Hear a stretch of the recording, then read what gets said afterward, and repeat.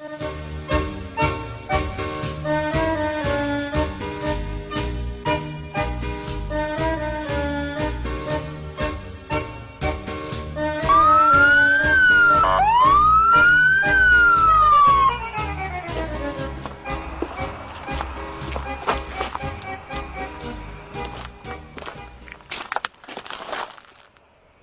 I'm going to need to see your license and registration.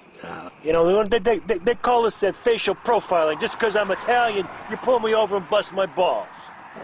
Sir, I'm going to need you to step outside the car. What did I do, huh? Well, tell me exactly what I did. The reason I stopped you, sir, is you're traveling in a carpool lane. Carpool lane?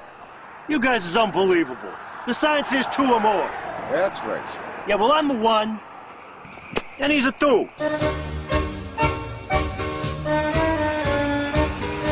Sorry to have bothered you, sir. You have a good evening. What are you bitching about?